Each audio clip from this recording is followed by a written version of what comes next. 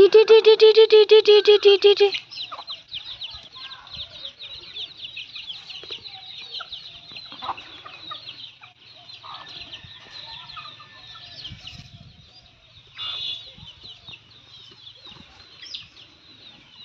আসসালামু আলাইকুম সবাইকে। সবাই কেমন আছো? আশা করছি সবাই অনেক ভালো আছো। মাসুম মনিকা ইউটিউব চ্যানেলে তোমাদের অনেক অনেক স্বাগত, অনেক অনেক ভালোবাসা জানিয়ে আজকে আরও নতুন একটা ভিডিও শুরু করছি। তো এই যে দেখো, এদেরকে খেতে দিয়ে দিলাম চাল। তো এরা খায় কম, লড়াই করে বেশি। এই দেখো সবাই চলে এসছে, এই যে যুদ্ধ করছে সবাই খাবার নিয়ে। আর ইনি মাঝখানে কি করছে? খালি দেখো লড়াই করে। ওই যে বাচ্চা দুটো, ওরা এখনো খেতে পারে না,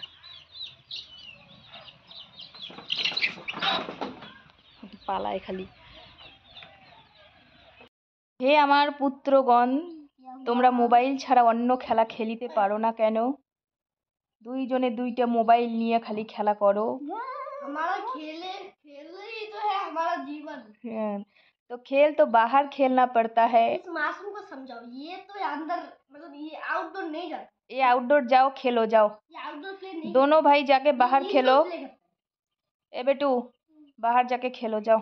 मैं इतना रिस्क ले रहा हूं, देख मेरा कंट्रोलर भी जब तक मालिक नहीं करेगा तब तक मेरा कंट्रोलर। दोनों फोन बंद करो और बाहर जाके खेलो।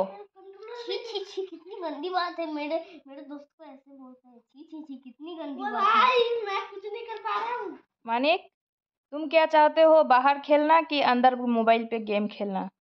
हम बाहर खेलना चाहते हैं। मासूम, तुम क्या चाहते हो? अंदर मोबाइल देखना।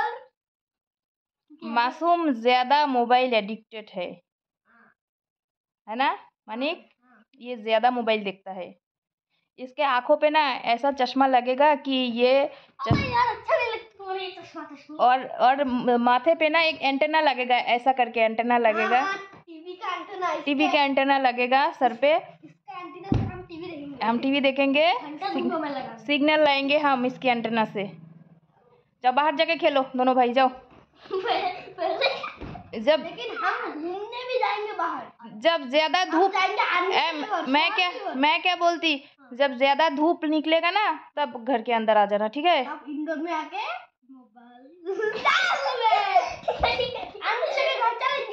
जाओ, अभी जाके खेलो, बाहर खेलो। जब ज्यादा गर्मी होगी तब आके मोबाइल। हाँ, ज्यादा गर्मी हो गया तब आ जाना। বন্ধুরা, বাচ্চাগুলো এরকম হয়েছে না, একদমই ঘর থেকে বেরোতে চায় না, শুধু মোবাইল আর মোবাইল।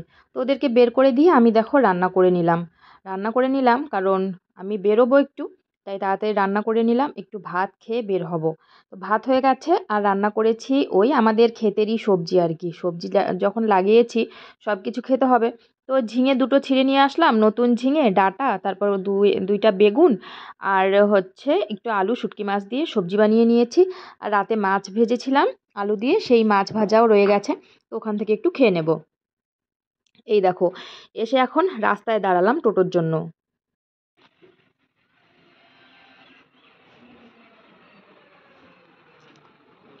সতীশঘাট যাবেন? সতীশঘাট, হ্যাঁ আরেকজন আছে সামনে।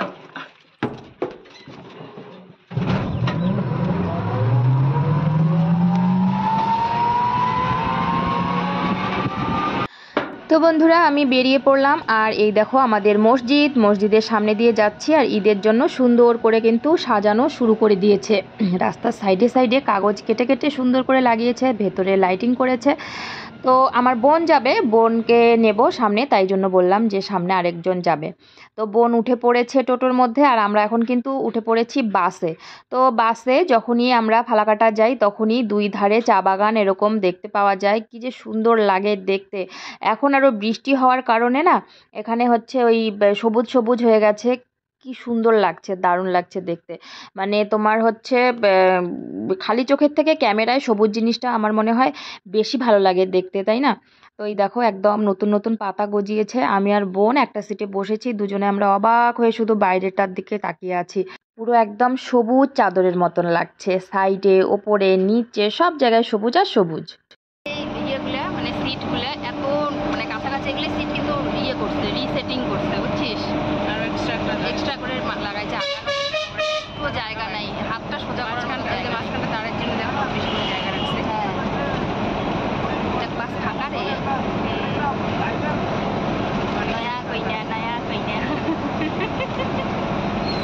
বোনকে না আমি বারবার এরকম বলে খ্যাপাই যে নয়া কইনা, নয়া কইনা মানে কিন্তু রাজবংশী ভাষায় নয়া কইনা মানে হচ্ছে শুদ্ধ বাংলায় নতুন বউ। তো ওকে আমি বারবার ওইভাবেই বলি, আর আমার বোন জামাইকে বলি পাত্র। তো এইভাবে খ্যাপাই ওকে। তো চলো চলে আসলাম আমরা ফালাকাটায়। ফালাকাটায় নামিয়ে দিল মোড়ের মধ্যে। তো যেই মোড় দিয়ে আমরা যাব ওখানে বাস দাঁড়াবে না বললো, তো মাঝখানেই আমরা নেমে গেলাম। আর হচ্ছে সব বাস সব জায়গায় তো দাঁড়ায় না। সেই ইনি সবার প্রথম কাজ খাওয়া দাওয়াটা খেতে নিল। ঝাল ঝাল টকটক।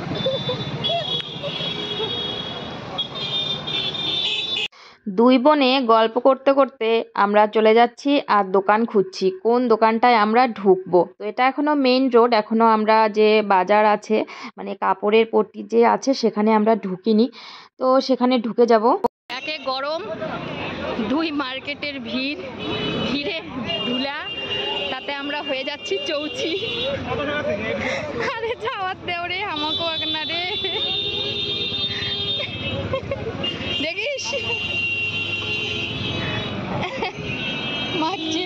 এই গলি রে, এই গলি,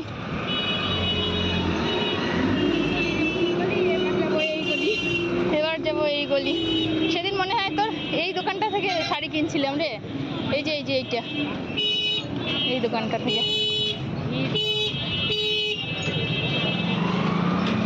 আজকে কি আমাদেরকে শাড়ি দেখাবে? মনে হয় দেখাবে না, বলবে যে শাড়িটাকে দেখাতে পারবো না বাড়িতে। যে অবস্থা, সেদিন ফাঁকা ছিল। প্রত্যেকটা দোকানে এত এত ভিড় পড়েছে, আমরা খুঁজছি একটা ফাঁকা দোকান যেই দোকানে কাস্টমার কম আছে, যেন আমাদের একটু টাইম দিতে পারে। কারণ আমাদের অনেক কেনাকাটা আছে, ছোট মোটো কেনাকাটা, বড় কেনাকাটা মোটামুটি আমাদের হয়ে গেছে। প্রথমে যে দোকানটাতে ঢুকলাম দেখলে সেই দোকানে আমাদের পছন্দ হয়নি।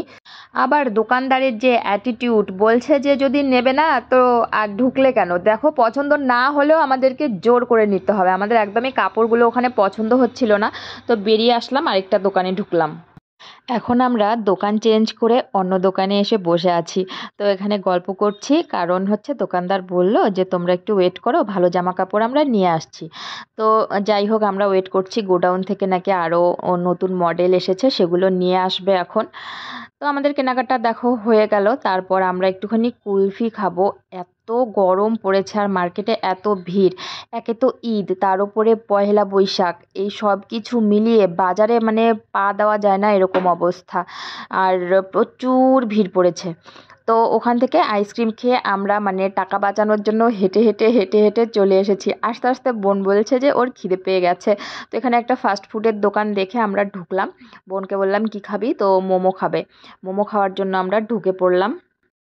খাই খাই পার্টি, ওই খাই খাই পার্টি, ওই খাই খাই পার্টি। দুই পা করে হাঁটে আর কয় কিছু খাই। ওই যে একলা এসো না, খাও না, অন্য কারোর সাথে খাওয়া খাওয়ার খাওয়া, তোর সাথে খাওয়া। মোমোটা দেখো দিয়ে দিয়েছে। তো বোন বলছে যে ও একা একা কোথাও গেলে খায় না, যদি আমার সঙ্গে আসে তাহলে ওকে খেতে ইচ্ছে করে, মানে আমি যে ওকে খাওয়াই সেই জন্য ওকে খেতে ইচ্ছে করে। আর আমি বোনেদেরকে কোথাও নিয়ে গেলে বলি যে চল কি খাবি খা, খেতে থাক, খাওয়াতে কোনো আপত্তি নেই। তো এই যে এখনও খাচ্ছে, ওদিকে একটা ছবি তুলছে আর মোমো খাবে। তো আমি বলছি খা খা রে, একটু দেখি কেমন করে খাইস। তো এই যে বড় একটা হা করে মোমো ও খেয়ে নেবে। তো খাওয়া দাওয়ার পরে আমরা এই যে বাসে উঠবো এখন। 10 টাকা বাঁচানোর জন্য আমরা এত দূর থেকে যে হেঁটে আসলাম।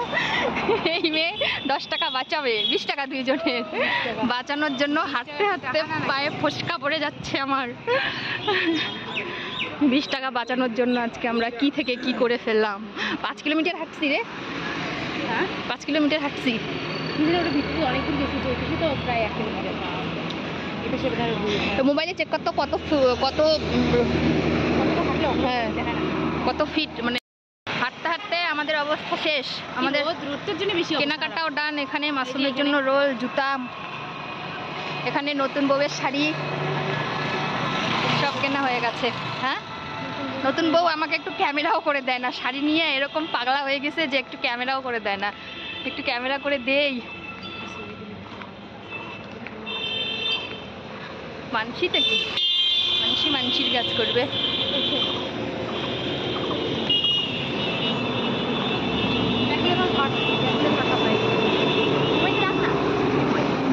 বলতে রাখ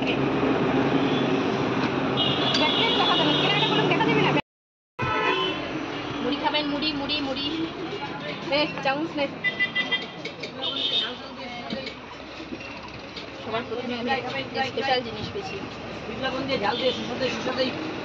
গাইস।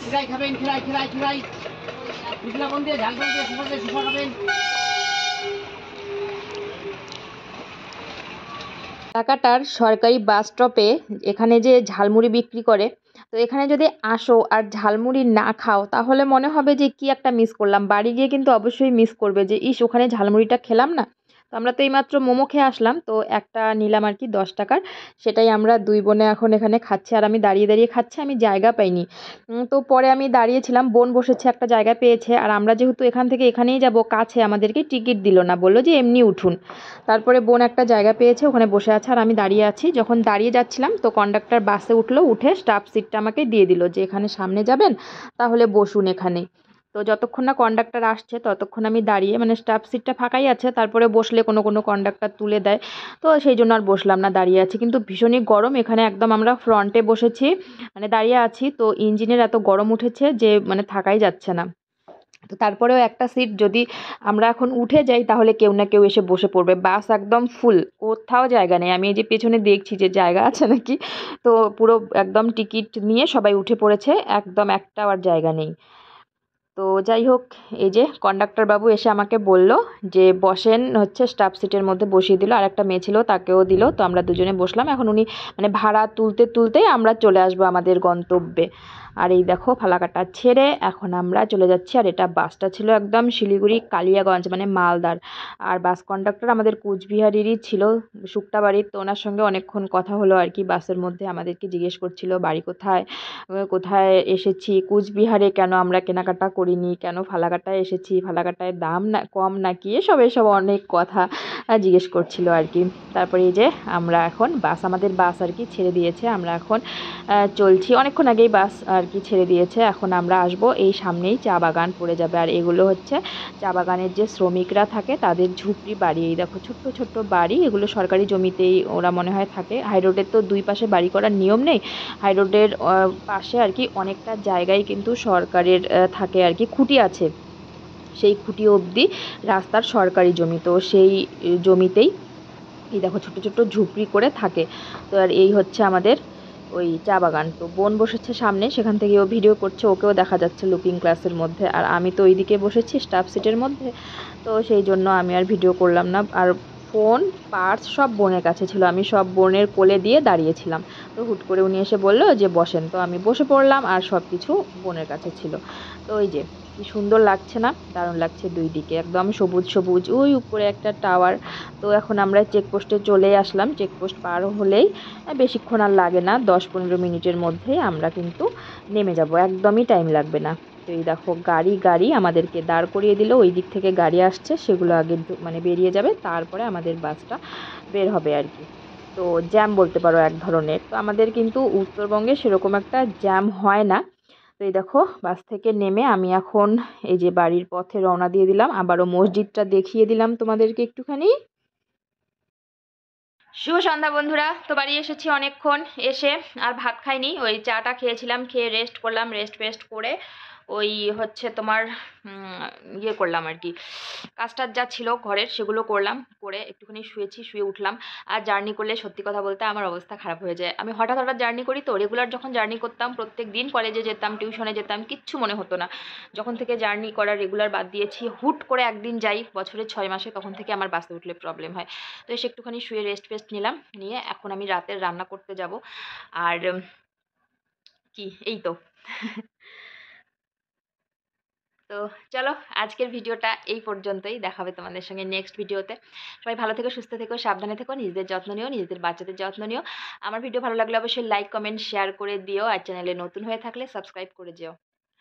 আজকের মতো বিদায় নিচ্ছি, সবাইকে আসসালামু আলাইকুম, শুভরাত্রি।